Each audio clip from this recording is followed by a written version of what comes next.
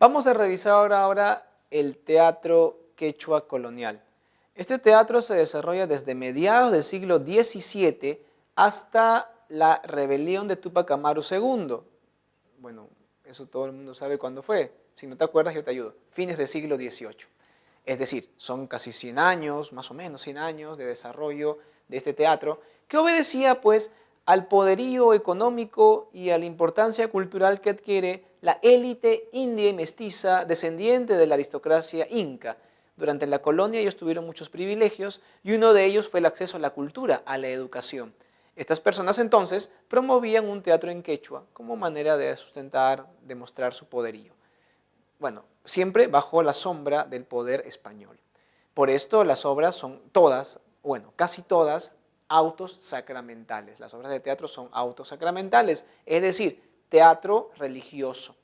El tema puede ser mítico, los mitos griegos, pero con una intención, una alegoría hacia lo religioso católico. Sin embargo, la última obra de esta serie de obras de teatro quechua colonial es una obra de tema laico, y muy probablemente esa obra, Ollantay, me estoy refiriendo, se escribió en la etapa final, justo antes de la rebelión de Túpac Amaru II. Digo probablemente porque no estamos seguros hasta ahora de cuándo se escribió, tampoco sabemos quién fue el autor, es una obra anónima, una obra que tiene ciertos elementos subversivos, ya que habla de una insurrección contra el Inca, al final es perdonado el que se ha rebelado, todo eso implica una cierta coyuntura política dada hacia la rebelión con sentido y un perdón porque se hizo por justicia. Esto ya nos lleva al pensamiento que va a predominar en la emancipación. El autor, repito, es desconocido, la obra está en quechua, es un drama en quechua dividido en 3 actos. En su estructura y en la tipología de los personajes responde totalmente al modelo del teatro del siglo de oro. Encontramos muchísimas coincidencias con, por ejemplo, La vida es sueño de Pedro Calderón de la Barca, respecto a los roles de los personajes, respecto también a los mismos personajes, cómo se relacionan. Entonces, esta obra tiene una estructura totalmente del siglo de oro. Sin embargo, los personajes son personajes de la época incaica y el argumento de la obra obedece a leyendas incas que las crónicas fueron recogiendo durante la época de la conquista.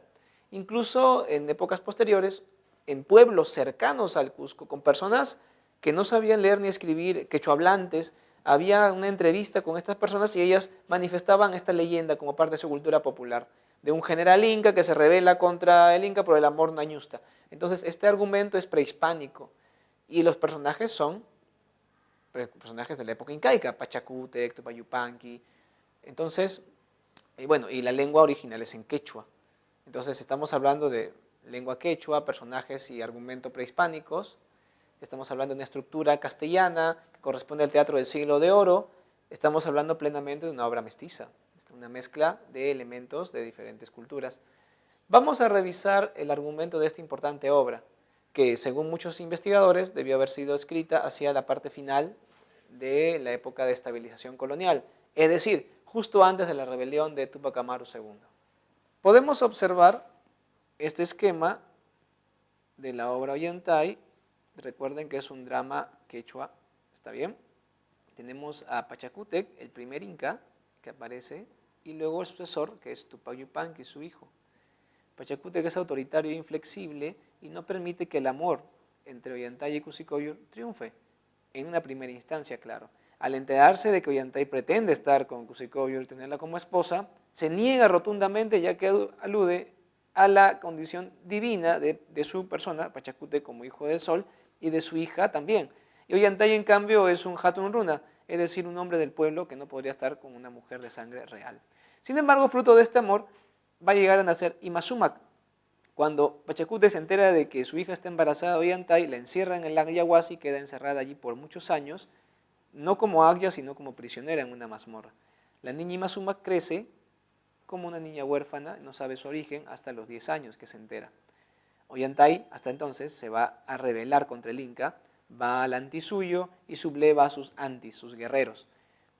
apoyado por muchos capitanes y sobre todo siempre acompañado de su escudero Piquichaqui, el gracioso de la obra, obedeciendo a los cánones del teatro del siglo de oro español. Envían al mejor general inca después de Ollantay a atraparlo. Pachacútec envía a Rumiñahui, sin embargo Rumiñahui es derrotado por Ollantay. Ollantay finalmente se va a hacer fuerte en Ollantaytambo, una fortaleza, y por varios años, muchos años, soporta los embates del ejército inca sin caer, hasta que años después muere Pachacútec, Tupac Yupanqui asume el poder, él va a dar la otra oportunidad a Rumiñahui, quien con un ardid va a derrotar, ¿está bien? Rumiñahui va a derrotar a Ollantay. Pero claro, lo derrota mediante un ardid, un engaño, no mediante una batalla abierta. Sin embargo, Tupac Yupanqui, en lugar de castigarlo, llega a perdonar a Ollantay. Este perdón no es tomado como los investigadores de los incas como un perdón que corresponde con la realidad. Los incas eran muy crueles y severos con los traidores. Por lo tanto, vendría a ser ficción literaria. Finalmente, Tupac Yupanqui permite que Cusco y Ollantay se junten porque la niña Ima Sumac va a pedirle a su tío, el inca, que permita que su madre salga de prisión. Llega a encontrar a su madre y ella le pide al tío, el tío va con Ollantay, que acaba de ser perdonado, quiere que otra vez sea general, que lo ayude a conquistar, y se encuentra con que ya era su cuñado desde mucho tiempo atrás, así que con mayor confianza le deja a cargo el Cusco y Tupac Yupanqui se va a conquistar hacia el Collasuyo. Un final feliz. Como vemos en esta obra tenemos el tema del amor y el tema del poder. El amor es subversivo, hace que las barreras sociales se van a resquebrajar.